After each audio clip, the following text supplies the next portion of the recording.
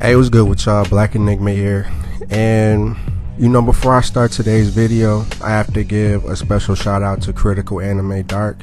He recently shouted me out in one of his recent videos after reaching 5K subscribers, and congrats to you on that. And when he shouted me out, I must have gained probably 25-ish subscribers, and I thank each and every last one of you.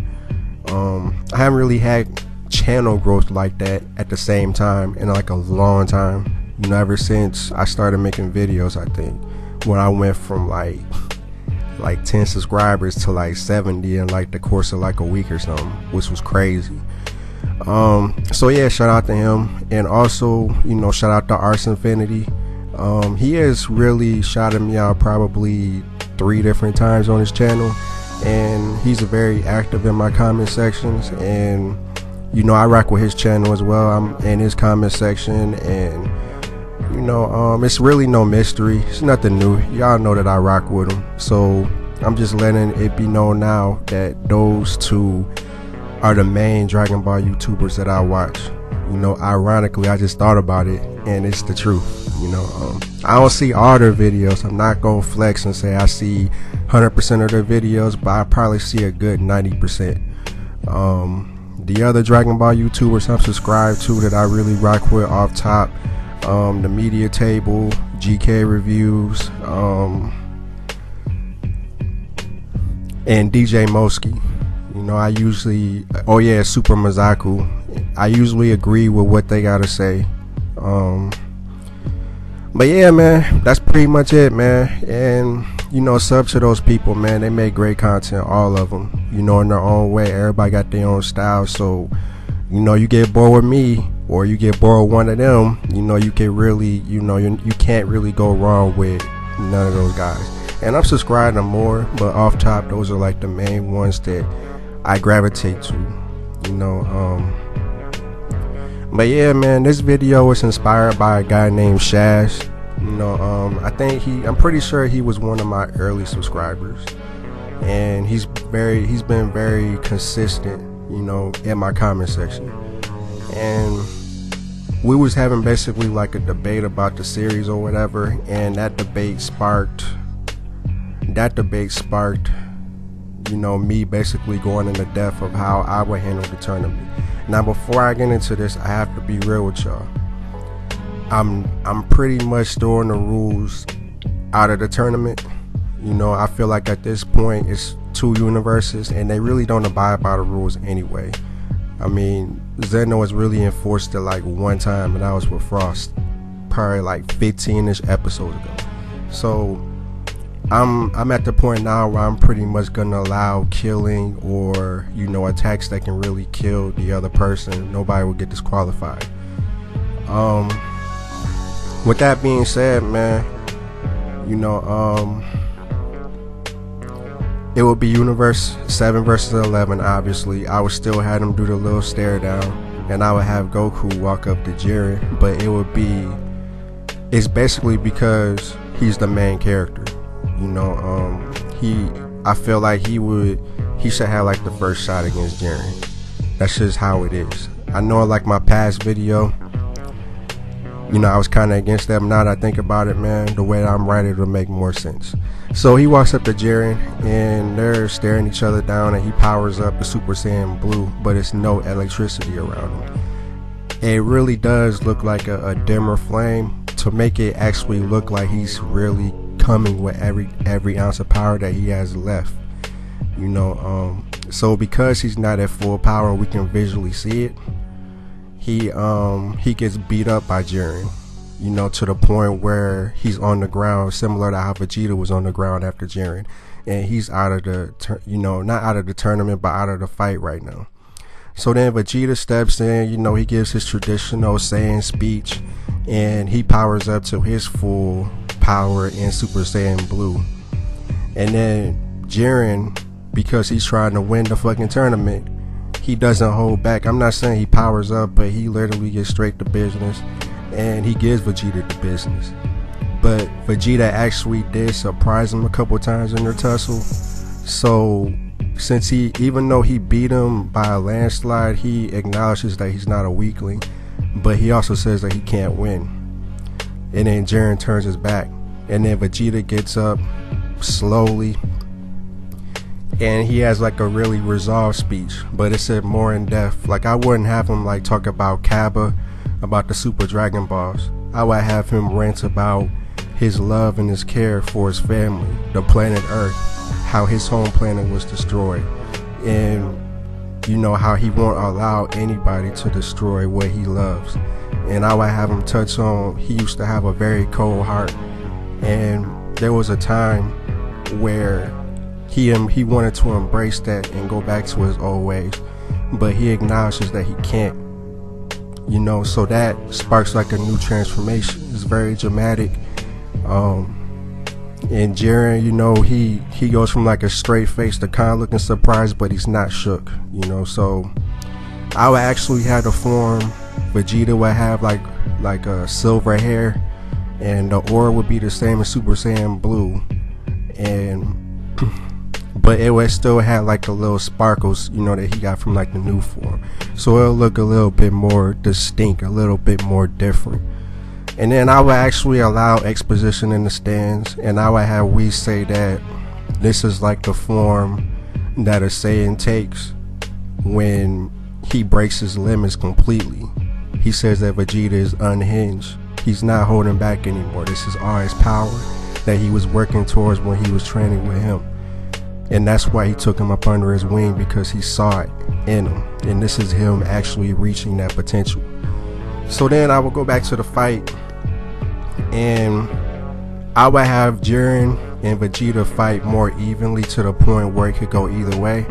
But of course, Jiren would power up to his red aura, and then he would begin to have the upper hand against Vegeta, but it wouldn't be one-sided, you know. But it would be pretty much, you could tell if the fight goes on, Vegeta's gonna lose. So Goku jumps in, but he doesn't transform. He jumps in his base form, but he can't hurt Jiren, you know, obviously because he's in his base form. And he actually makes a comment saying that he can't transform anymore, but he's gonna do everything that he can to save his universe.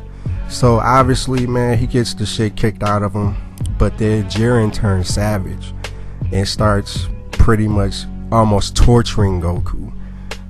And then he pretty much drops his guard or whatever because he thinks Goku's done. And it, you know, it's a trait. Instead of eliminating Goku, he pretty much just drops him or whatever, and he focuses back on Vegeta. But then Goku tries to use a last resort move, kind of like how he was trying to like blow himself up against Omega Shenron. And then you know, Jiren basically overpowers him because he's in his base form. He can't hold Jiren. So Jiren is very peeved that he would do something like that. So he really he holds Goku by the neck and punches him repeatedly and just tells him to give up. You can't win. You know what I'm saying? Like, he's going savage. So then Vegeta sees this and he rushes Jiren. But then Jiren does like a little one-handed shockwave and blows Vegeta back. And then Jiren gets annoyed at how Goku is pretty much lifeless or whatever, and throws Goku to the edge of the ring. Goku catches himself by the grace of God. So Jiren is squaring up with Vegeta again. And while Vegeta is squaring up with Jiren, and you know, it's pretty much the same as before, you know, Jiren has the upper hand, but Vegeta's not going out like a punk. So Goku, you know, in the background, he's pretty much blaming himself for failing, and he said, I should have trained more before this. I underestimated this foe. You know, I can't believe this. I can't, you know, he's pretty much just beating himself up, and you got like a little flashback of how he wasn't there for Gohan, you know, Goten, Chi-Chi, and he said, I'm just a horrible father, a horrible husband. I just can't believe that I allowed this to happen. I'm useless. I have no power left. And then that pretty much triggers Ultra Instinct, but it's a twist. It's not full power Ultra Instinct. It's a very temporary kind of mode. And how we can distinct that is because instead of like the silverish aura that he had or whatever, it would be more of a red aura. And then I would allow Whis to explain what's going on. You know, Whis would pretty much say this is Ultra Instinct, and he tapped into it, but it's hurting his body. You know, it's killing him slowly as he's using it. But because he wants to protect the universe, he's willing to die for it. So at this point, we have, you know, Vegeta in his new form against Ultra Instinct, you know, Goku. Now let's pan over to Toppo, Frieza, Gohan, and 17. Alright, so I would have Frieza, you know, fighting Toppo. And I would have Gohan and 17 fighting Dispo. And I would actually have Dispo actually power up against, you know, 17 and Gohan. And I mean, honestly, man, even after he powered up, 17 and Gohan would be way too much for him. They would still not be able to coordinate their attacks as stated, but their combined efforts would be way too much for Dispo, and he would eventually get wrung out anyway. But it wouldn't be like a 1-2 finish. It would actually be a longer fight, a more in-depth fight. Dispo will hold his own, but like I said, it would just be too much fighting two people that are near God tier, you know. I would actually make it a point that, you know, had it been one-on-one, Dispo would probably be able to beat Gohan or 17, but because it's both of them, he couldn't do it. Now Frieza is pretty much sandbagging against Toppo in golden form because he's trying to save his stamina for the end, and I would actually have him think that to himself. And Toppo, I kind of see that he's not going all out, and this is when Gohan and 17 jump in. And you know, I would actually have 3 versus 1 Toppo, but I would have Frieza kind of like playing the background. He would be taking pot shots at Toppo, but he wouldn't be the aggressor. Gohan and 17 would be the aggressor. And you know, like, I'm not even gonna say like they would be able to ring him out right away. Now we go back to Goku and Vegeta versus Jiren. Jiren is getting overwhelmed, and Toppo can see that, and he's pretty much, you know, peeved that he can't be, you know, over there to fight, you know, fight alongside Jiren. He even makes a statement that says that he probably would have been able to beat Frieza had, you know, Gohan and 17 not intervene. And because Gohan is a Saiyan and he didn't regress, he would actually take insult to that, and he would fight Toppo more aggressively, but he would get shut down. And I would actually have Gohan, you know, actually not regress, but actually flash back to his training days with Piccolo as a kid, his training with his father in the time chamber, you know, and then I would have him reflect on how he didn't train for all these years. I would have him think to himself, if he had kept training, maybe he would be able to be, you know, more powerful, more useful. And I would I wouldn't give him a new form, but I would have him come to terms with that. And I would have him say to himself, if they make it out of this, he would actually focus more on training. And then 17 sees that he's kind of distraught, and he said, Gohan, we got a job to do. So Gohan and 17 start fighting more better together, but you know, they still can't, they're still not coordinating. Frieza gets tired of this, and pretty much, man, they would be fighting Toppo on the edge of the ring, and I would have Toppo ring out Gohan. You know, Gohan would try to attack Toppo and knock him out the ring, and Toppo would do like a reversal and knock him out the ring.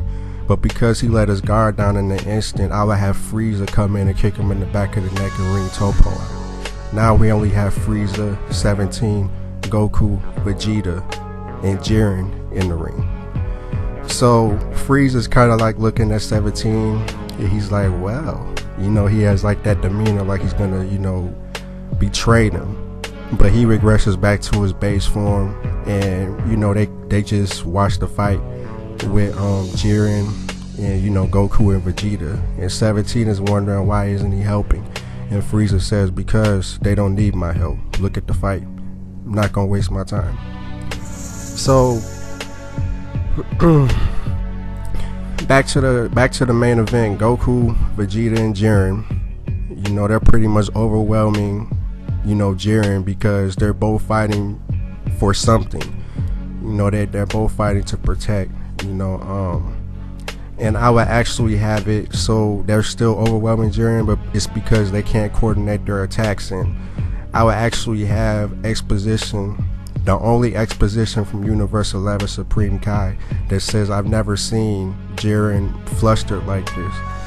You know, those guys, they're fighting so wildly he can't use any of his martial arts that he learned over thousands of years. And I would actually have him state thousands of years to make it known that Jiren has been alive for thousands of years, and that's how he got powerful. So, you know, Goku, he starts to run really low on Ultra Instinct, and his eyes start to come back similar to how it was when he was low in the Goku versus Jiren fight, and Vegeta and him would sense it. So they would really give it all that they have in like one last stand against Jiren, and they would knock him completely out the ring, a combined effort. And then Goku would pass out because he's literally on E. Everybody would cry out and think that he's dead, but he's still alive. He's just incredibly, you know, exhausted, and he's unconscious. Vegeta would knock him off the ring and he would go to the stands. Goku's eliminated because he's unconscious. He can't fight anymore. So Frieza walks over to Vegeta, and Vegeta, because the fight was really outstanding, he wouldn't be able to turn Super Saiyan Blue or into his new form. He would barely even be able to go Super Saiyan. And Frieza would laugh and say, "This all worked according to my plan." Vegeta would be like, "What?" And he would go golden right in front of Vegeta, and everybody would be like, "Wow, he's really gonna betray us." And then 17 would try to fight Frieza, and Frieza would brutally destroy 17. Brutally. Like, he wouldn't hold back at all. It would be similar to how, you know, First Form Cell beat 17. That kind of punishment. And he will wait until 17 can't even stand anymore. And at this point, Vegeta actually is trying to fight Frieza off of him, but every time that he's trying to fight him, Frieza's just knocking him away effortlessly. So he ends up knocking 17 off the ring, and then he turns to Vegeta. He says, "You know, I never really got a chance to torture a Saiyan in a very long time, and I think I should repay you for what you did to me on Earth." So he would torture Vegeta for a couple minutes until Vegeta loses consciousness, and then he would throw him off of the ring. Everybody would be appalled. Korean Priest would be like, how can somebody be so evil to dismantle their whole team after they won? And then Frieza would be like, "I know all my wishes." He would wish himself back, you know, but with eternal life, not immortality, but with eternal life, so he would never grow old. He will always be young. He wouldn't wish for immortality because he feels like nobody could really stand against him. Like, he's past God level, so it would be pointless. You know, that would be like a little flaw in his plan. You know, that will, you know, supersede the next arc. Everybody's scared of Frieza, and that's how the arc would end. That's how the arc would end. I would actually have the universes that got erased stay erased. You know, they wouldn't come back. Sorry, everybody like Universe 6. You know, this is the stakes that they all were fighting for. You know, you don't exist anymore. Sorry, you never did.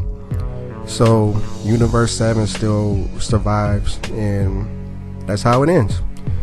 So yeah, man, that's how I would do it. And you know, like I said, man, I know I don't come up with like the best ideas. I know somebody probably gonna listen to this and be like, you know, it's a plot hole right here. Why did this happen? Why? I mean, if I sat down and actually wrote it down, you know, it would be next to no plot holes. You know, I'm a writer myself, so this is pretty much me freestyling off of what I was telling Shaz in the comment section in my last video. And yeah, man, I ain't gonna keep y'all, you know, rambling after the fact, but that's pretty much how I would do the tournament. You know, the last fight. You know, like everybody gets their own little shine, and the fights will be more dynamic. But it would be like greater reasons why people are going all out, and people actually would be going all out.